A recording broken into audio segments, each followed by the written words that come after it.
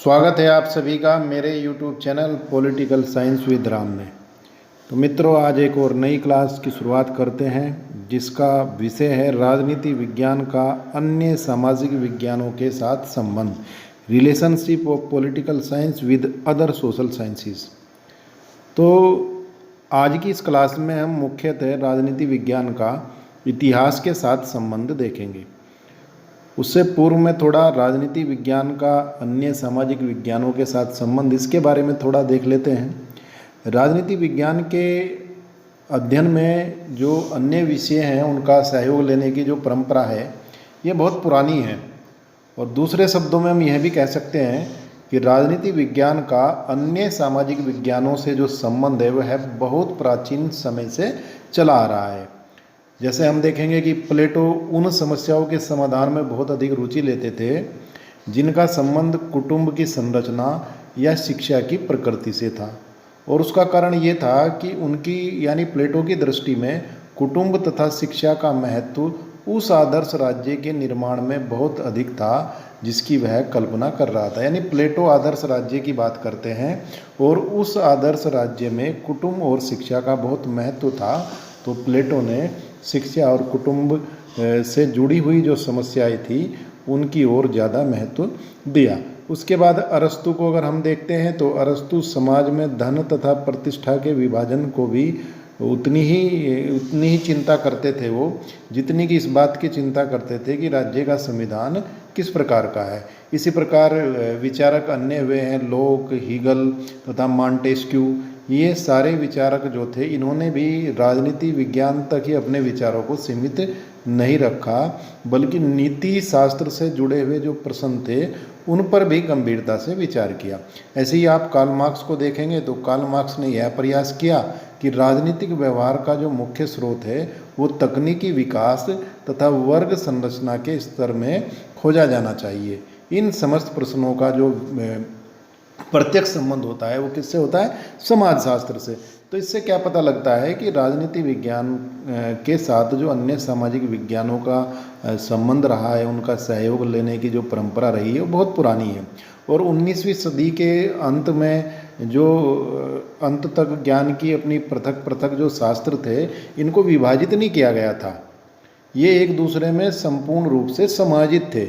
और इसका मूल कारण यह था कि अर्थशास्त्री, मनोवैज्ञानिक, मानवशास्त्री तथा समाजशास्त्री भी राजनीति विज्ञान के विद्वानों के समान ही जो मानवीय समस्याएं थी उनके अध्ययन में रुचि ले रहे थे, जबकि उनके दृष्टिकोण जो है वो परस्पर भिन्न थे। और 1890 में जब कोलंबिया विश्वविद्यालय में राजनीति विज्ञान विभाग की स्थापना हुई तो उसके बाद भी अलग अलग विषयों के जो विद्वान थे वो राजनीति विज्ञान की गतिविधियों से जुड़े रहे। जैसे Max Weber, Robert Michels, Wilfred Pareto और दुर्खिम जैसे जो समाजशास्त्री थे वो भी राजनीतिक विश्लेषण को भी अपना जो है एक तरीके से अध्ययन का अंग बनाए हुए थे। और सन 1908 में ग्राहम वालास की एक पुस्तक आती है जिसका नाम था ह्यूमन नेचर इन पॉलिटिक्स, और आर्थर बेंटले की पुस्तक आती है जिसका नाम था द प्रोसेस ऑफ गवर्नमेंट। आप देख भी रहे हैं स्लाइड में। तो इनके प्रकाशन के बाद इस विचारधारा को और ज़्यादा बल मिला कि राजनीति विज्ञान का अन्य सामाजिक विज्ञानों से जो है घनिष्ठ संबंध है, क्योंकि जो ये पुस्तकें थी इनमें राजनीतिक प्रक्रियाओं का विवेचन जो है वो मनोविज्ञान का सहारा लेकर, मनोविज्ञान का आश्रय लेकर किया गया था। और इन पुस्तकों ने इस विचारधारा की पुष्टि की कि मनुष्य का जो राजनीतिक व्यवहार है उसके सामाजिक, आर्थिक व मनोवैज्ञानिक व्यवहार से अनिवार्यतः रूप से जो है प्रभावित होता है और उन्हें प्रभावित भी करता है। इस प्रकार किसी समाज की राजनीतिक व्यवस्था उसकी सामाजिक, आर्थिक, नैतिक आदि व्यवस्थाओं से अनिवार्यतः रूप से जो है प्रभावित होती है और उन्हें प्रभावित भी करती है। इसलिए राजनीति विज्ञान में व्यवहारवादी क्रांति के जो प्रणेता आए उन्होंने भी मानव व्यवहार के अध्ययन के लिए जो अंतर अनुशासनात्मक यानी जो अलग अलग विषय थे उनके दृष्टिकोण को अपनाने पर उन्होंने बल दिया, यानी अलग अलग विषयों का सहयोग लिया जाए। तो इस प्रक्रिया के फलस्वरूप राजनीति विज्ञान का अन्य सामाजिक विज्ञानों से जो है संबंध और भी घनिष्ठ हो गया, व्यवहारवाद के बाद क्या हुआ कि और भी घनिष्ठ हो गया। तो आज की इस क्लास में हम मुख्य रूप से राजनीति विज्ञान का इतिहास के साथ संबंध पढ़ेंगे। तो राजनीति विज्ञान का इतिहास के साथ संबंध, relation between political science and history. जहाँ तक राजनीति विज्ञान और इतिहास के संबंध का सवाल है तो ये कहा जा सकता है कि इन शास्त्रों में बहुत पुराना संबंध रहा है, और यह भी कहा जा सकता है कि एक के अभाव में दूसरे का अध्ययन जो है वो संभव नहीं है। और कुछ विद्वान हुए हैं जैसे सीले, बर्गेस आदि ने राजनीति विज्ञान और इतिहास के बीच पारस्परिक निर्भरता के संबंध में जो है चर्चा की है। जैसे कि आप स्लाइड में देख रहे हैं, सीले का कथन है कि राजनीति को यदि इतिहास के अध्ययन से परिष्कृत न किया जाए तो वह अशिष्ट बन जाती है, और यदि इतिहास राजनीति से अपना संबंध विच्छेद कर ले तो वह कोरा साहित्य रह जाता है। इसी प्रकार लॉर्ड ब्राइस जो कहते हैं कि राजनीति शास्त्र इतिहास और राजनीति के मध्य यानी बीच में स्थित है। इतिहास से हम जो शिक्षा ग्रहण करते हैं उसका राजनीतिक संस्थाओं को सुधारने के लिए उपयोग किया जाता है। तो इस प्रकार इतिहास की उपयोगिता जो है वो इस बात में है कि मानवता और सभ्यताओं के पिछले अनुभव से सीख लेकर मनुष्य अपने मन को जो है वो अनुशासित करे, और इस प्रकार के अनुशासन से जो होगा मनुष्य अपने अस्तित्व को बेहतर ढंग से समझ सकेगा और इसके फलस्वरूप अपने जीवन को जो है खुशियों से भरपूर बना सकता है। राजनीति विज्ञान के लिए इतिहास की सामग्री अनेक प्रकार से उपयोगी है, जिसे हम निम्नलिखित रूपों में स्पष्ट कर सकते हैं। पहला पॉइंट आप देख रहे हैं, राजनीतिक संस्थाओं के ऐतिहासिक विकास को जानना आवश्यक। तो सबसे पहले यह कहना ज़्यादा तर्कसंगत होगा कि राज्य और राजनीतिक संस्थाएं जो हैं वो इतिहास की देन है।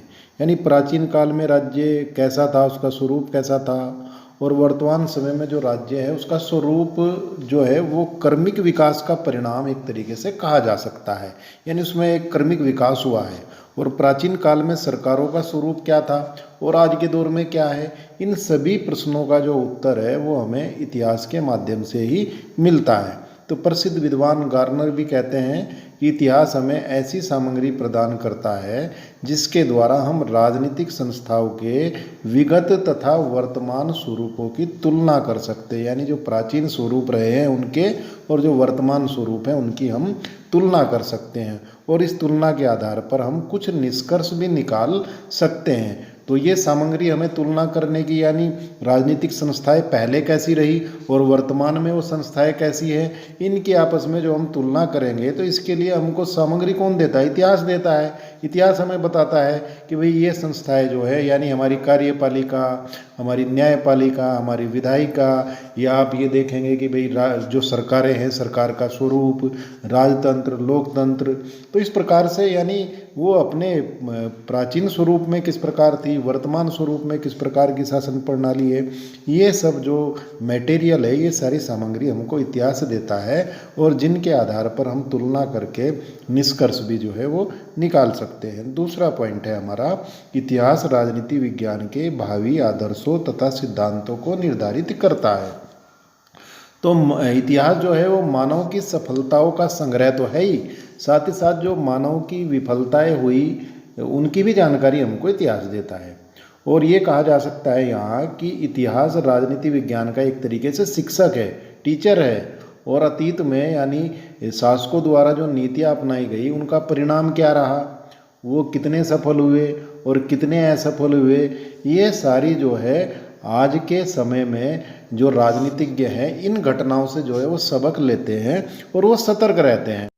इसलिए यही कारण है कि धार्मिक अत्याचारों से समाज में जो संकट उत्पन्न हुए थे उन्हीं को ध्यान में रखकर जो राजनीतिक वैज्ञानिक हैं उनके द्वारा धर्मनिरपेक्ष राज्य के सिद्धांत को जोर शोर से वर्तमान में जो है प्रसारित किया गया है।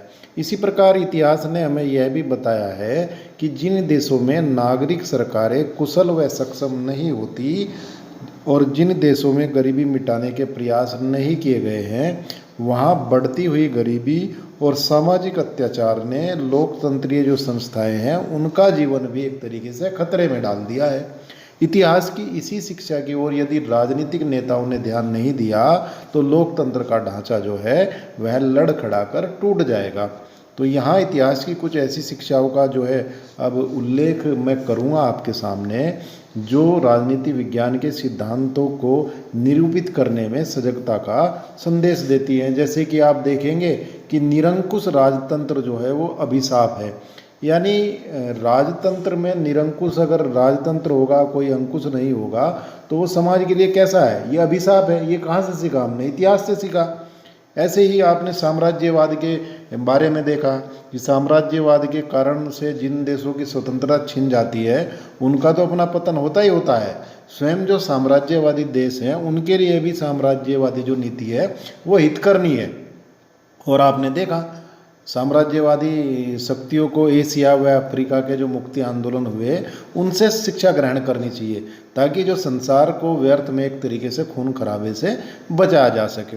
इसी प्रकार जिन देशों में नागरिक सरकारें जो है वे कुशल और सक्षम नहीं होती, उन देशों की राजनीति में जो है सैनिक हस्तक्षेप की संभावनाएं भी बढ़ जाती है। आपने देखा किस प्रकार, आप पाकिस्तान का उदाहरण देख सकते हैं अपने पड़ोसी देश का, क्योंकि वहाँ की सरकार जो है, नागरिक सरकार जो है वो कुशल और सक्षम नहीं होती, तो बार बार वहाँ संभावनाएं सैनिक हस्तक्षेप होता है।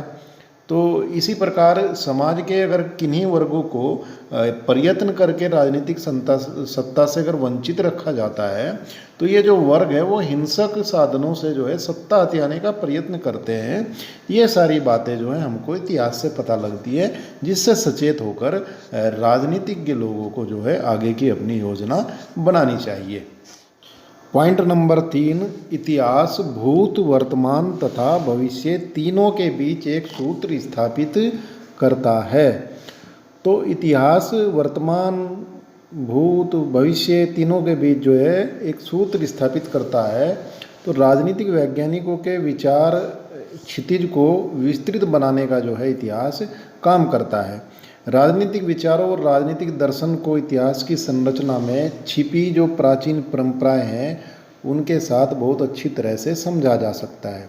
राजनीतिक विचारों का इतिहास ही हमें रोज़मर्रा की जो राजनीतिक गतिविधियों के मापदंड है, जो उपाय है, वो प्रदान करता है।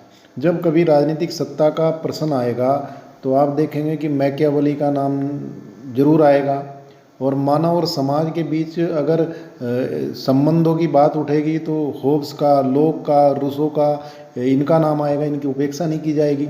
तो और जब कभी भी समाज में विषमताओं की और भौतिक आवश्यकताओं की बात आएगी या कोई सवाल आएगा तो कार्ल मार्क्स का जो योगदान है उसको भुलाया नहीं जा सकेगा। कार्ल मार्क्स ने कहा, भौतिक आवश्यकताओं की बात की, वर्ग संघर्ष की बात की। तो आज की वर्तमान व्यवस्था को निश्चित रूप से प्रभावित करने वाले ऐसे ऐतिहासिक व्यक्तियों के बारे में और बहुत सारे उदाहरण जो है वो दिए जा सकते हैं। इसलिए इतिहास हमें सिखाता है कि घटनाएं अपने आप में मात्र घटनाएं नहीं होती, बल्कि वे अनंत क्रम की जो है एक तरीके से कड़ियाँ होती हैं, और इतिहास कई विकल्प प्रस्तुत करता है और राजनीति उनमें से सबसे सही विकल्प का चुनाव कर लेती है।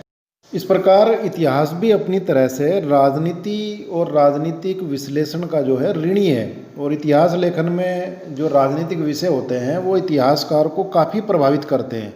इसलिए सिले की परिभाषा आप देख भी रहे हैं, और उसमें सिले कहते भी हैं कि यदि राजनीतिक घटनाओं को निकाल दिया जाए तो इतिहास केवल जो है साहित्य जगत की वस्तु बनकर रह जाता है। जैसे सामंतवाद है, राज्य की देवी उत्पत्ति का देवीय सिद्धांत है, राजा और धर्म संघर्षों के जो संघर्ष का अध्ययन अगर हम नहीं करेंगे तो हमारा जो मध्य युग का इतिहास का ज्ञान है वो अपूर्ण रह जाएगा। इसी प्रकार हम साम्राज्यवाद, राष्ट्रीयता, लोकतंत्रवाद और विभिन्न देशों के जो मुक्ति आंदोलन का अगर हम अध्ययन नहीं करेंगे तो हमारा जो आधुनिक युग का इतिहास है वो हमारा जो है एक तरीके से अधूरा रह जाएगा। और 20वीं सदी के भारत के इतिहास का अध्ययन करने के लिए आप देखते हैं कि हम जब अध्ययन करते हैं तो इंडियन नेशनल कांग्रेस, मुस्लिम लीग, सांप्रदायिक राजनीति, भारतीय साम्यवादी दलों के कार्य, और सन 1919 तथा 1935 का जो भारत शासन अधिनियम, राष्ट्रीय नेताओं के जो चमत्कारी नेतृत्व रहा, राजनीतिक आंदोलन, ये सारी चीज़ें जो हुई, ये अनेक राजनीतिक घटनाएं हम इनका अध्ययन करते हैं। और इन राजनीतिक घटनाओं और राजनीतिक विचारधाराओं ने इतिहास की गति को समय समय पर जो है नया मोड़ दिया है। और इस प्रकार अंत में हम इस निष्कर्ष पर पहुंचते हैं कि ये कहा जा सकता है कि राजनीति विज्ञान एवं इतिहास कभी कभी दोनों के एक दूसरे के जो है पूरक हो जाते हैं, लेकिन ज़्यादातर यह दोनों जो है वो स्वायत्त हैं। और राजनीति विज्ञान और इतिहास के प्रश्न पर घनिष्ठता को प्रकट करते समय यह ध्यान रखना जरूरी है कि वर्तमान और भविष्य की समस्याओं पर केवल भूतकाल के परिणामों के आधार पर ही विचार न किया जाए। प्रत्येक समस्या पर विचार करते समय नई परिस्थितियों और जनता के बदले मनोभावों को भी दृष्टिगत रखा जाए, तभी इतिहास राजनीति विज्ञान के विकास में महत्वपूर्ण योगदान दे सकेगा। यानी कुल मिलाकर निष्कर्ष रूप में ये कहा जा सकता है कि कई बार हमको लगता है कि राजनीति विज्ञान और इतिहास जो है वो एक है, पर ऐसा नहीं है, दोनों स्वायत्त विषय हैं। और ऐसा भी जरूरी नहीं है कि इतिहास की सारी घटनाएं जो है वर्तमान को प्रभावित करती हों, तो उसके लिए परिस्थिति अलग अलग हो सकती है और उनके परिणाम भी अलग अलग आएंगे। इन सारी बातों को ध्यान में रखते हुए, जनता के जो मनोभाव हैं वो बदलते रहते हैं, इन सब को ध्यान में रखते हुए अगर हम अध्ययन करेंगे तो वास्तव में इतिहास का जो है राजनीति विज्ञान को एक महत्वपूर्ण योगदान होगा। और आपने ये इतिहास और राजनीति विज्ञान के जो है संबंध आज पढ़े। आज की क्लास यहीं समाप्त होती है। आप सभी का बहुत बहुत धन्यवाद। नमस्कार।